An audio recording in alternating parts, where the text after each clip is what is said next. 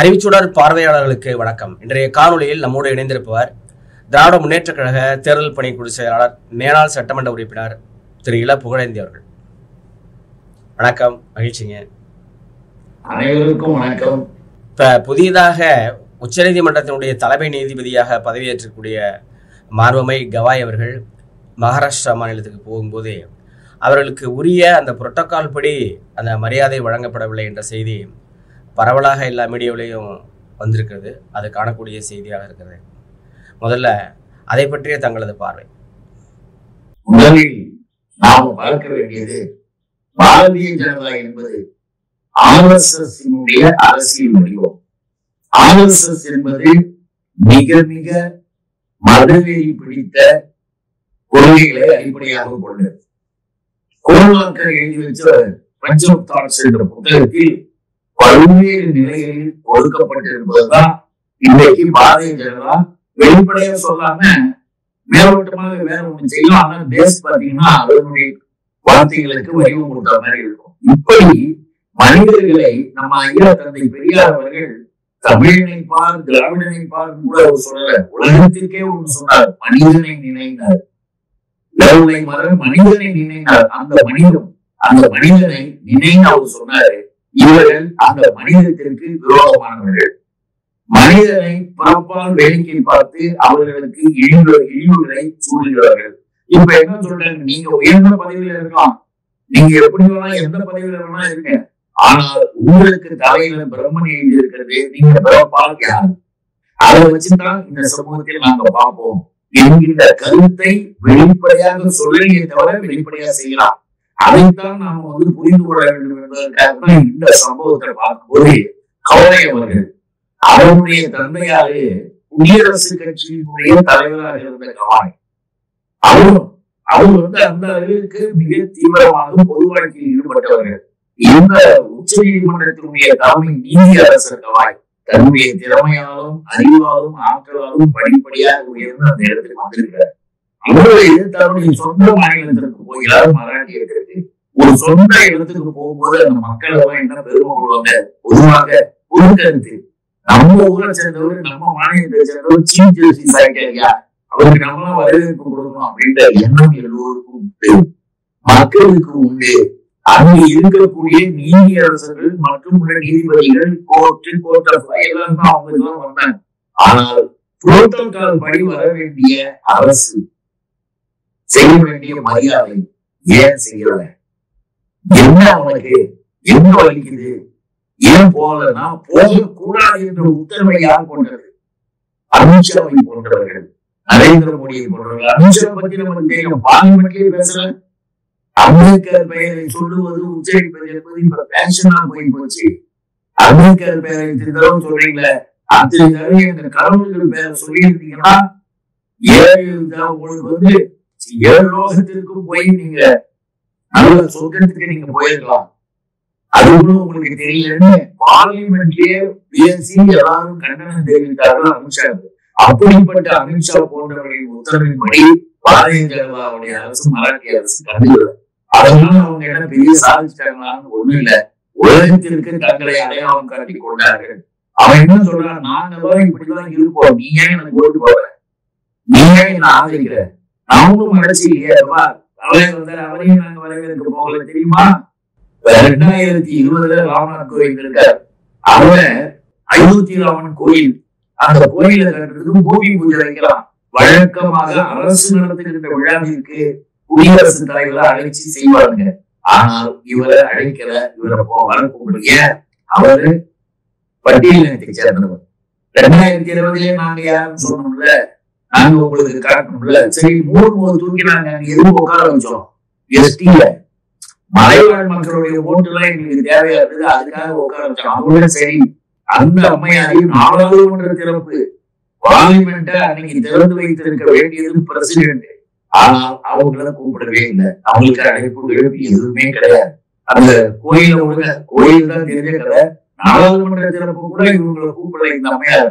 ஆனா அவன் சொல்றான், இதெல்லாம் உங்க தலையில எழுதுறது பிரம்மனை எழுதி வைத்தாரு, பிரம்மனை எழுதி வச்ச மாதிரிதான் உங்களுக்கு எல்லாம் இருக்கும் அப்படின்றத 3 எடுத்துக்கலாம், தமிழ் கூட எடுத்துக்கலாம். அந்த அடிப்படையில இன்றைக்கு நம்முடைய நீதியரசர் கவாய் அவர்கள் இவர்களுடைய கருத்துப்படி அவர் பாதிக்கப்பட்டு இருக்கிறார் அப்படின்னு நம்ம சொல்ல மனசளவுல இவர்களுடைய செயல் தவறான செயல். அரசு சார்பாக யாருமே இல்லை. ஆனா அவரு தன்னுடைய சொந்த மாநிலத்திற்கும் சொந்த ஊருக்கு அழகாக போயிட்டு மக்களுடைய வரவேற்பு இருந்தது. அங்க இருக்கக்கூடிய நீதிபதிகள் வந்தார்கள். நீதியரசரும் மற்ற நீதிபதிகள் எதுக்காக இதை குறிப்பிடணும்னா நல்லா நம்ம தெரிஞ்சுக்கணும். என்றைக்கும் எந்த சூழ்நிலையிலும் எந்த காலத்திலும் நாங்கள் எங்களை மறைக்கவில்லை, நீங்களா எங்களுக்கு தெரியாம ஓட்டு போடுறீங்க என்பதை அவன் எடுத்து சொல்றதுதான் இந்த நிகழ்ச்சி. அதை நாம புரிந்து கொள்ள வேண்டும் என்று கேட்டு மத்திய பிரதேசத்தை சேர்ந்த பாஜகவினுடைய ஒரு அமைச்சர் இராணுவத்தினுடைய ஒரு உயர் அதிகாரி, பெண் அதிகாரியை பற்றி இப்போது ஒரு விமர்சனம் செய்து அந்த விமர்சனம் உச்ச நீதிமன்றத்துக்கு ஒரு வழக்காக சென்றிருக்கிறது. இந்த வழக்கு தொடர்ந்த உடனே அவர் மன்னிப்பு கேட்டு ஒரு மனு போட்டிருக்காரு. ஆனா அந்த விண்ணப்பத்தை உச்ச நீதிமன்றம் ஏற்றுக்கொள்ளவில்லை. ஏற்றுக்கொள்ளாமல் அவர் மீது உரிய விசாரணை நடத்த வேண்டும் என்று விசாரணை குழு அமைப்பதற்கான உத்தரவை பிறப்பித்திருக்கிறது. உங்களது பார்வை?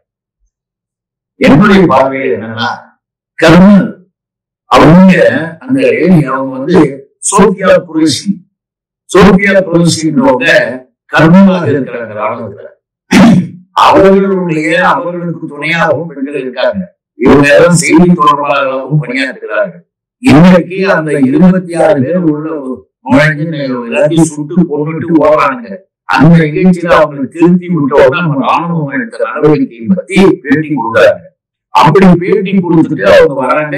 இந்திய ராணுவத்தில் அவங்க குடும்பத்தாரும், அவங்க தாத்தா உட்பட, அவங்க கணவர் உட்பட எல்லாம் இந்திய ராணுவத்தில் பணியாற்றுகிறார்கள். ஆனால் பாரதிய ஜனதா இந்த பாசிஸ்டுடைய பார்வையில் அந்த அம்மையாருடைய போர்க்கள பணியவோ, போர்க்களத்திலே அவங்க குடும்பமே இருந்து ராணுவத்திற்கு செயலாற்றுவதை பற்றியோ கவலைப்படாம அவர்களுடைய பிறப்பை பார்த்து அவங்க இஸ்லாமியர் என்பதை கண்டுபிடிச்சிட்டாங்க. விஜய் ஷா. அந்த விஜய் ஷா என்ன பண்றது, இந்த வீடியோவை கோர்ட்ல போட்டு பார்த்துதான் நீதிபதிகள் என்னையா பேச்சு, வெக்கமா இல்ல, இவ்வளவு பேசுறது, அசிங்கமா பேசிட்டு என்ன மன்னிப்பு கேட்கிற? மன்னிப்பு என்பது கோர்ட்டுக்கு கேஸ் வந்துருக்கிறதுனால அதுல இருந்து தப்பிக்கிறதுக்காக மன்னிப்பு கேட்கிறேன்னு சொல்ற உணர்வுபூர்வமான மன்னிப்பு கிடையாது. அது சும்மா ஒரு கடமைக்கு வாழ்நாளிக்காக நீங்க கேட்கிற மன்னிப்பு. அதை நாங்க எதிர்த்துக்கொள்ள முடியாது. மன்னிப்புனா என்ன, நேரம் குரோசியை போய் பாருங்க, சோவியத் குரோசிய அவங்களை பார்த்து கூப்பிட்டு நான் சொன்னது தப்புதான், என்ன மன்னிச்சிருக்கலாம், அப்படிலாம் இல்ல, நான் இப்படி செய்ய மாட்டேனாலும் நீ சொல்லி அதை வீடியோ எடுத்து கூட எடுத்துக்குவாங்க. நீங்க சும்மா ஒரு பேப்பர்ல வக்கீல வச்சு எழுதி என்ன மன்னித்து விடுங்கள், நான் தப்புதான் செஞ்சுட்டேன், என்ன தப்பு பண்ண, அந்த அம்மையார் இவ்வளவு செஞ்சிருக்கிறாங்க, இவருக்கு மேடையில ஸ்டேஜில் பேசும்போது என்ன வேகமா பேசுறது தெரியுமா? என்னுடைய மோடி அந்த மோடி புகழ் பாடுறதுக்காக இந்த கேள்வித்தனத்தை பண்ணியிருக்கிறார்களே இந்த விஜய் ஷா என்ன பண்றாரு? எங்களுடைய பெண்களுடைய குடும்பத்தை நீ அழித்து விட்டாய், 26 பேருடைய அந்த குடும்பமா அழித்து போயிருக்கு, சிந்தூர் போய்விட்டது, ஆகவே சிந்தூர் ஆபரேஷன் அப்படின்னு அது ஒரு சென்டிமெண்ட் பேரை வச்சு நாளைக்கு ஓட்டு கேட்கறதுக்கு பெண்களின் ஓட்டை கவர்வதற்காகவே அந்த பேர் வச்சிருக்காங்க. உலகம் சொல்லுது இவங்களை பார்த்து சிந்தூர் ஆபரேஷன் சொல்லிட்டு அதுல சொல்றான், சிந்தூர் ஆபரேஷன் நீ எங்களுடைய இது பண்ணல, இப்பாப்பா உன்னுடைய சகோதரியை வைத்தே, உன்னுடைய சிஸ்டரை வைத்தே எங்களுடைய மோடி உங்களை அடக்கி விட்டார், அவங்க போட்டியிருக்கிறார் அந்த போர்க்கள நடவடிக்கை, ஆகவே உன்னுடைய ஆளை வச்சே உங்களை நினைப்பிட்டார் பத்தியா அப்படி என்ற வார்த்தைகளை பேசியதைத்தான் இப்ப பிரச்சனையா. அப்போ பயங்கரவாதிகளோடு தீவிரவாதிகளோடு இவங்களை சோபியா குரோஷியா அவங்க சிஸ்டர் நீ சொல்றேன்னா என்ன அர்த்தம்? பாகிஸ்தானை சேர்ந்த பயங்கரவாதிகளுடைய சகோதரியாக இருக்கிறார் வார்த்தையை நீ எப்படி சொல்றேன்னு பிரச்சனை. எல்லாம் பெருசா கிளம்புறோன்னே நம்ம மன்னிச்சிருக்கேன், நான் மன்னிப்பு கேட்கிறேன். இந்த கதையெல்லாம் வேணாம். கோர்ட்டு, சுப்ரீம் கோர்ட்டு கிளீனா போகுது, எல்லாத்தையும் ரிஜெக்ட் பண்ணி கேஸ ஃபைல் பண்ணி அடுத்த கட்ட நடவடிக்கை சொல்லு. ஆகவே இதன்படியாக பார்த்தாலும் பாரதிய ஜனதா என்பது எல்லா வகையிலுமே மக்கள் விரோத கருத்துக்களை, சக்திகளை, சமூக நீதிக்கான எதிரான எண்ணங்களை பெண்களுக்காக பேசக்கூடிய நிலையும் பெண்களுடைய உரிமைகளை பற்றி மிக மோசமாக கருதுகிறார். அதனுடைய அடிப்படைய விஜய்ஷா போன்ற வெளியில் மிஸ்டர் நரேந்திர மோடி என்ன போறாரு இது சம்பந்தமா பேசுறது எப்படி? நீங்க சோஃபியா புரோஷ் யாரு? நம்ம மிலிட்டரியில இருக்கிற ஆபீசர் கர்னல். நீ பேசுறது தப்புன்னு கண்டிக்க கூடாதா? நடவடிக்கை எடுத்தியா? ஒரு சின்ன நடவடிக்கை கூட எடுக்கல. அதனாலதான் பொதுமக்களுக்கு மத்தியிலே இவர்கள் ஒவ்வொரு நாளும் வெட்ட வெளிச்சம் வாங்கி கொண்டு வருகிறார். இப்ப ரிசர்வ் பேங்க் ஆஃப் இந்தியா இந்த நகை அடகு வைக்கிறதுல புதிய கட்டுப்பாடுகள், புதிய விதிமுறைகள்லாம் கொண்டு வந்திருக்காங்க.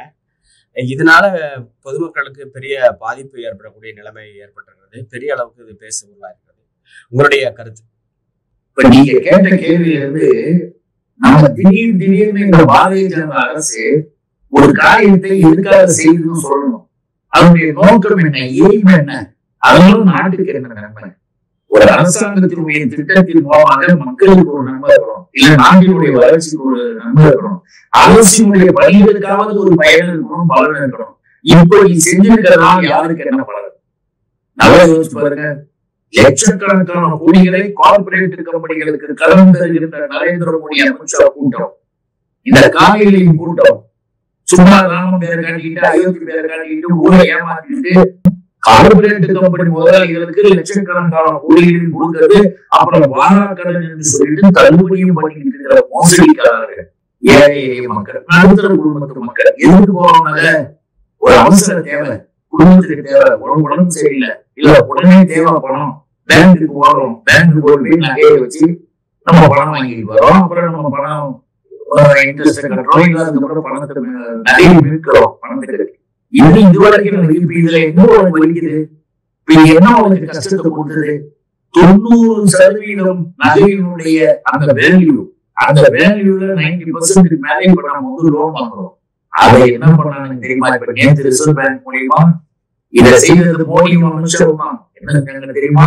ரிசர்வ் பேங்க் மூலியமா 70% மட்டும்தான் இனிமேல் ஜுவல் வேல்யூல 70 to 75 உள்ள உங்களுக்கு நீங்க கடன் வாங்கலாம். ஒரு ஸ்டெப்னா அது முடிஞ்சது. அதற்கு அடுத்ததாக இன்னொன்று கொண்டு வந்தாங்க பாருங்க. ஆனா இதனுடைய அர்த்தத்தை நம்ம எங்க போய் சொல்றது? தலைமுறையாக நாங்க வச்சிருந்தோம், கடைகளை எப்பயோ வாங்கி வச்சிருந்தவங்க, எந்த காலத்துல நகையோ வீட்டுல வச்சிருந்தவங்க, கல்யாணத்துக்கு போட்டது, காட்சிக்கு போட்டது, எதையோ வந்ததெல்லாம் நம்ம பேங்குக்கு தேவைன்னு எடுத்து போய்க்கிறோம். இப்ப என்ன தெரியுமா? நீங்கள் எந்த நகையை அடகு வைத்தாலும் ரசீது கொடு. எந்த போய் ரசீது எந்த காலத்துல நகை வாங்கினாங்களோ பாவம், நடுத்தர குடும்பத்துல உள்ளத்துக்கு வச்சிருக்கிற நகையை போய் கடன் கேட்டா ரசீது கொடு, இல்லை ஆவணம் கொடு. நான் இந்த தேதியில இந்த இடத்துல வாங்கினேன், இதெல்லாம் இருந்தாதான் கடலாம், இல்லைன்னா கடன் கிடையாது. இந்த விதிகளை, இந்த சட்டத்தை நேற்றைக்கு ரிசர்வ் பேங்க் போட்டிருக்கலாம். இந்த விதிகளை இதெல்லாம் பாதிக்கப்படுற பணக்காரர்களா, இல்ல RSS கூட்டமா, இல்ல காவிரியின் கூட்டமா, மடாதிபதிகளா? யாரும் கிடையாது. நடுத்தர குடும்பம், முக்கியமாக மிடில் கிளாஸ், அதுக்கு அடுத்ததாக ஏழை மக்கள், கஷ்டப்படுறவங்க தூக்கி போய் வச்சா இன்னைக்கு அதை வந்து இவ்வளவு மோசடித்தனம் பண்ணி வச்சிருக்கேன். ஏன்னா இதுக்கு காரணம்னு பார்த்தா இந்த ஐடியாவை சொன்னது யார்? குஜராத்தில் இருக்கக்கூடியவர்கள், அடகு கடை நடத்துபவர்கள், பெரிய அளவிற்கு வங்கிகளை போல பெரிய கடை நடத்துறாங்க. அவங்களுக்கு மார்வாடிகள் சொல்றோம் இல்லையா, அவங்க கடைகளுக்கு, தனியார் கடைகளுக்கு இது பெரிய பெனிஃபிட். இனிமேல் பேங்க் போனா இதெல்லாம் கொடுக்குறியா, தனியார் கடையில போய் வச்சுவா திரும்ப வச்சா. அப்போ தனியாரை ஊக்கப்படுத்துவதற்கு நரேந்திர மோடி கூட்டம் குஜராத்திகளுக்காகவே கொண்டு வந்திருக்கக்கூடிய இந்த வேலை. அதனால நாம தெளிவா புரிஞ்சுக்கணும். மீண்டும் ஒரு முறை எல்லா எதிர்கட்சிகளும் எல்லா கட்சிகளும் வந்து கண்டனம் தெரிவிச்சு ரிசர்வ் பேங்க் விதிகளை உடனே வாபஸ் வரணும்னு சொல்லியிருக்கிறாங்க. எந்த அளவிற்கு கேட்பார்கள் என்று நமக்கு தெரியாது. ஆனால் ஒவ்வொரு நாளும் நாட்டுக்கு கேடு பிஜேபி அரசு. உங்களுடைய நேரத்துக்கு மிக்க நன்றி. அனைவருக்கும் வணக்கம், நன்றி.